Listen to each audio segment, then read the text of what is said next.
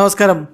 Raf talk ഫുട്ബോളിലേക്ക് അവർക്കും സ്വാഗതം. വേൾഡ് കപ്പ് ഒരു ഭാഗത്ത് നടക്കുമ്പോൾ മറുഭാഗത്ത് നല്ല ഹരവാണ്.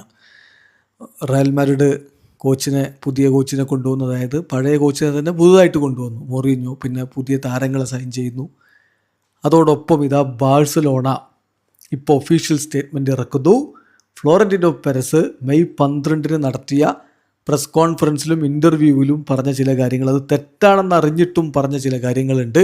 അത് പിൻവലിക്കണം, അല്ലെങ്കിൽ ക്രിമിനൽ നിയമ നടപടികളുമായിട്ട് മുന്നോട്ട് പോകും എന്ന് ബാഴ്സലോണ ഒഫീഷ്യലായിട്ട് പരസ്യമായിട്ട് സ്റ്റേറ്റ്മെൻറ്റ് ഇറക്കിയിരിക്കുന്നു. നമുക്കറിയാം, അത് ആ ഒരു പ്രസ് കോൺഫറൻസിൽ അന്ന് പെരസ് ശക്തമായിട്ട് ബാഴ്സയ്ക്കെതിരെ ആഞ്ഞടിച്ചിരുന്നു, നെഗ്രേര കേസും മറ്റുമൊക്കെ എടുത്ത് പറഞ്ഞുകൊണ്ട്. പിന്നെ തൊട്ടടുത്ത ദിവസം ഒരു ഇൻ്റർവ്യൂവും കൊടുത്തു. ആ ഇൻ്റർവ്യൂവിലും ഇതൊക്കെ വീണ്ടും ആവർത്തിക്കുകയുണ്ടായി.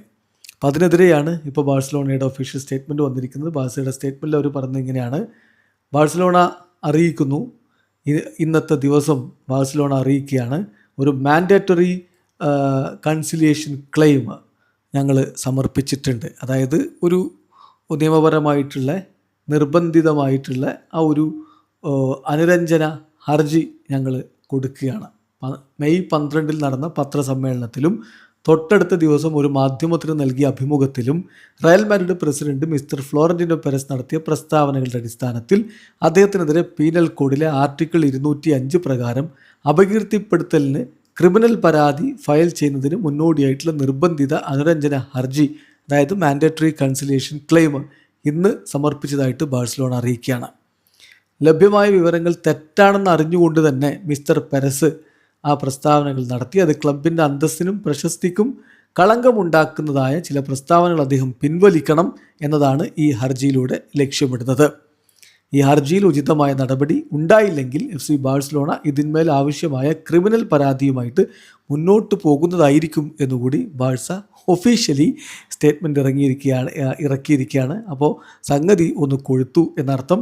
അതായത് വളരെ കൃത്യമായിട്ട് പറയുന്നത്, purpose of this claim is for mister Perez to retract certain statements. അദ്ദേഹം നടത്തിയ ചില പ്രസ്താവനകൾ പിൻവലിക്കണം. അത് അദ്ദേഹത്തിന് അറിയാം തെറ്റാണ് എന്നറിഞ്ഞുകൊണ്ട് കള്ളം അദ്ദേഹം പറഞ്ഞതാണ്. അപ്പോൾ അത് ക്ലബിൻ്റെ ഇമേജിനെയും അതുപോലെ റെപ്യൂട്ടേഷനെയും ഒക്കെ ബാധിക്കുന്നതാണ്. അത് പിൻവലിക്കണം.